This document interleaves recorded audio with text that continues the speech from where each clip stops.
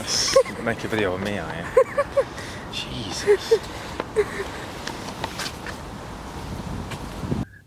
Your eyes are receding light that is like billions of years old. Mm-hmm. It's just, and it, also this concept of looking back in time. The further you look, the deeper you look into space, with stronger and stronger telescopes, the further and further you look back in time. And it's just, it's like a time machine, really. So. Yeah, the personal aspect of memory and who you are in the universe and your place in the universe. What experiences could you maybe think of where you felt emplaced in the universe?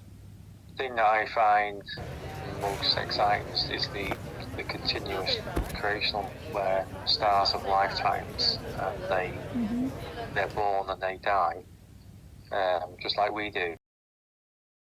Because they thought it was like a bomb, like a big bang, and they thought it would eventually slow down. But there's these astronomers. What they found was every part of science thought everything would be slowing down, and they discovered that actually it's speeding up. When I was a little boy, I felt like that. I couldn't really describe it. I remember being on top of a shed with binoculars looking at the stars, and we had like some. I was actually got hold of a telescope later on, but when you do that, when you sat on like a shed roof looking at the night sky, it is really big, and you get like this sense of scale, really. This understanding that the fantastical distances involved in astronomy. The Milky Way is 1,000 light years across in terms of its dimensions. So if you think about it, light is extraordinarily fast. You know, it takes, I think it's something like the sun is 93 million miles away. It takes 8 minutes for light to reach us from there. So it traverses 93 million miles in 8 minutes. Wow. That is unbelievably fast, isn't it? Some of the larger stars, when they die, they go like supernova, and they spread out all these elements into space, into these like supernova clouds, and then what actually happens is all these forms of physics take place, and the cloud starts to evolve back into another creational like solar system. Our sort of like local understanding of that, it looks like everything is low entropy, but over the longer period of time scales, it won't be, because the solar system will kind of disappear when the sun changes into a red giant, and that's like more chaos, isn't it? But when you think about it, the evolution starting from a gas cloud and getting to the point where you've got a solar system with planets on and humans on there, that is like laws of physics ordering the universe, isn't it? It's like it's making something in an ordered way.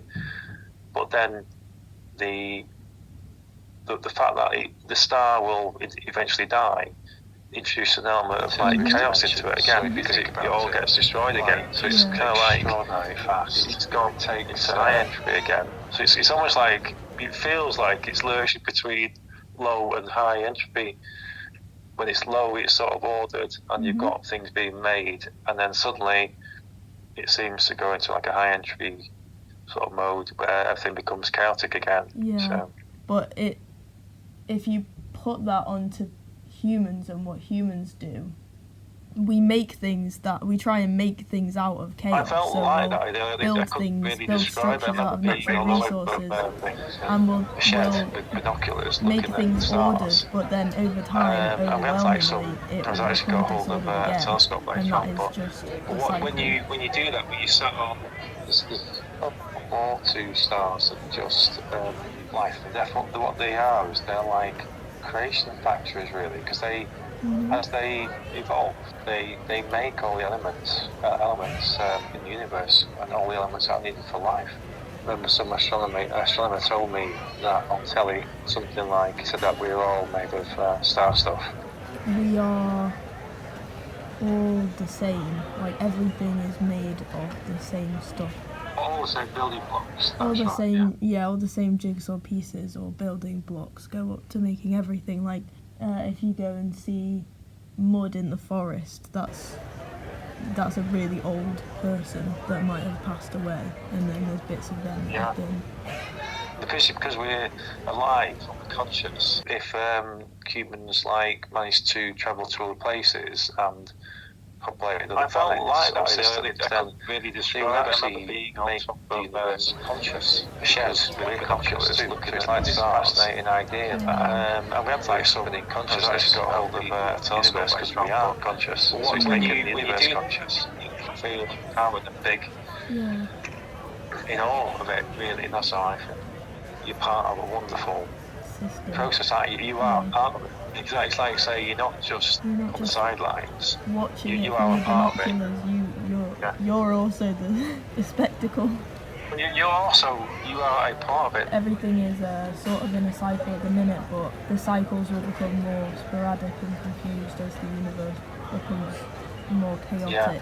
As well, how I think it's the scale of it. The only other fascinating thing I told you about, like the time travel and this creational model. The world is so big and scary, and a couple of amazing things I found out was that every day the universe is getting bigger. So it's like there is this what they beauty in it. What they've discovered is it's actually growing. Like the universe is expanding, so it's getting bigger and bigger. So every day it's getting bigger and bigger. It just makes things. Well, what is it getting bigger in? You know, But how's it getting bigger? It's just mind. It starts starts to become disordered again, and that is just the cycle. It was. I think it all goes dark. Basically, it's like a dark universe at some point. But she says that we're living in the age of starlight, and things get amazes, and then suddenly all the stars go out. It seems, and you end up with this zombie universe where there's nothing. There's no stars anymore. It's like a endlessly existing sort of zombie universe in your left hand. An unbelievable amount of time it would take to do that. But the universe really takes. It's like it's making something in an order, and it all goes dark basically. So you end up with like a dark universe. It looks like everything is low entropy, but over the longer how your eyes are received, and the meteor shower was a tiny set of years old because the solar system was kind of the first time that it probably turns into a red giant, and that's like more chaos like that. Backstory quite like achievement, I would say, to star deaths. As you get that, I mean, if you think about our solar system, that gave it more than one star. That gave us quite amazing. Look at that itself, but that was over. This house, it doesn't get much more special than that, does it? You know, actually being in the garden. No. Witnessing this concept of capturing it on looking back in time, pretty special. I remember we were looking to space quite some time trying to. Yeah, it was like at the time, I don't think we really appreciated it. It's like a time machine. Yeah. I think what was so exciting about that was at the time, gas cloud. We were quite excited about what we'd see, but we didn't really appreciate the gravity of planets on the humans on there. When you looked at this photographs next day, which was quite exciting, physics, but we thought, oh my god, we've actually seen that. But again, because it all gets destroyed again, so it's kind of like on camera. That was very special again. So it's almost like it feels like it's lurching between low and high entropy. The fact that the star will eventually die introduce an element of like chaos into it. Those trees framing that photograph that aren't there anymore. Yeah,